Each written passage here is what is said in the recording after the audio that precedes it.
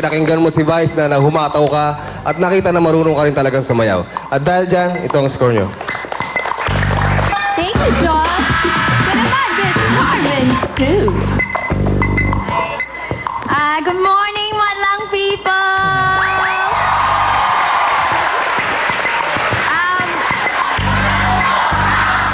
Sabog! Sabog! Sabog!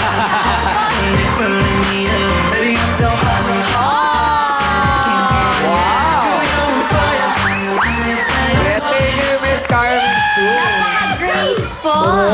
Bakit ganon? Si Carmen umikot lang, nagpalakpakan. Ako nabagok na, wala pang natuwa sa akin. Nalaptos na yung balat mo. Oo, kaloka. Okay, Miss Carmen.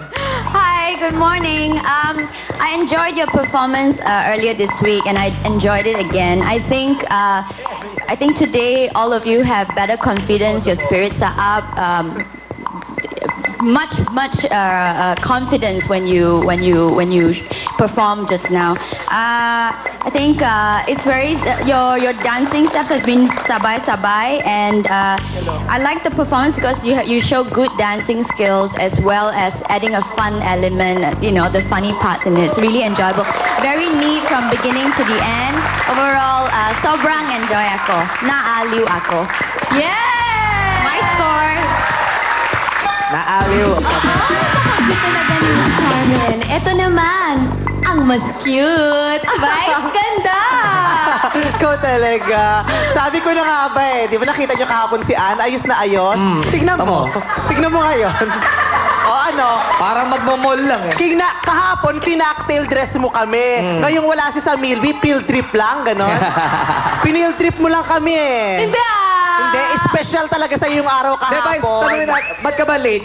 Ngayon lang ba kayo naghiwalay ni Sam?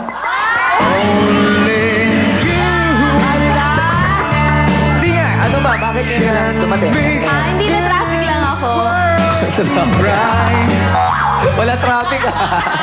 Alam mo ba, ka-text ko si Bong kahapon. Alas 9 pa lang, di na nagre-reply. Ang aga niyang natulog. Sobrang hurt siya Aga. yesterday. Sakit? Ba't ka na-hurt? Oh, Vice, tuloy mo na. Sabi ko na hurt ka, hindi ka nagkasakit. Parang doon din na buwan ka ng karamdaman. Kasi papunta na rin yun eh. Okay, Vice.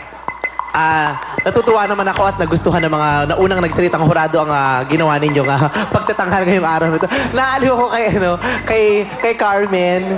Kasi pag sasalita na ako, nakaganyan lang siya sa akin. Hindi niya ako naiintindihan. Hindi.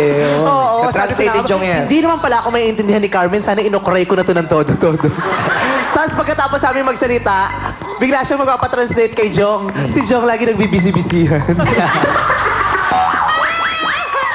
Mahirap daw eh. Split eh. Okay, itong grupong to, anong pangalan nung kasama niyong pumutok ang appendicitis? Ang appendix? Gino. Pumutok ang appendix. Si Gino. Gino, huwag naman masyadong mabagabag, no? Hindi naman sa amin maliit ko yung karamdaman, no? Pero appendix lang naman yung pumutok. Kayo rin naman, huwag kayong masyadong malungkot. Hindi naman cancer yan o anong malalang karamdaman, di ba? Parang, di ba? Isipin mo na lang, may dahilan ng Diyos kung ba't hindi kanya pinagsayaw ngayon. Diba? Baka mapamiliin ka lang. It's either pumutok ang appendix mo o pumutok ang ulo mo kung mababaldog ka dyan. Diba? Kaya, blessing in disguise yan. Baka inano ka ng Diyos sa mas matinding kapahamakan. Kaya mas magandang umupo ka na lang dyan at manood sa mga kasama mo. Tama? Diba? Look at the brighter side of life. Guys, wala ka bang napapansin sa kanya? Ano, Ann? Kung may napansin ka, ba't yung pasabihin? Kaparehas ng hair mo. Oh, ano ang gusto mong sabihin sa akin, Ann? May kasunod pa ba yon? Wala naman. Patingin... parang magkapatid nga tayo. Oh, dapat tawa mo ngayon siya. Oh, di ba? Hindi kita masyadong nakita. Magkapatid pala tayo. Bendita? Vice, pinapatawa mo yung may sakit eh. Ano gusto mo sabihin kay Vice? Bendita, kausapin mo si Wawa. Huwag mong patawanin, masakit Baka bumuka. Masakit kasi pag tumatawa pag bagong opera, kaya ayaw mong Baka salita. bumuka, edi tahiin ulit.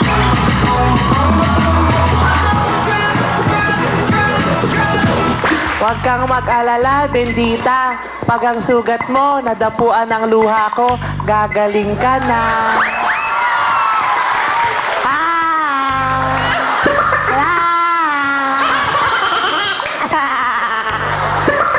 Okay. Sa grupo naman to, yung performance nyo, parang some kind of a mediocre. Yung gitna lang, yung sakto lang, hindi bongga, hindi rin namang pangit, gitna lang. Diba? Hindi namang pangtalo, pero hindi rin masyadong panaluhin. Okay? Kaya ito ang score ko. Ito yung binigay ng score ni Vice. Maraming salamat sa ating mga hural. Yes, at nagsimula na po nung Lunes ang ating buton, kaya mag-update muna tayo. As of midnight, naku, ang nanganganib na maging borado ay Isa! At meron siyang 71.09% votes. At kung sino siya, naku po, malalaman na natin yan mamaya.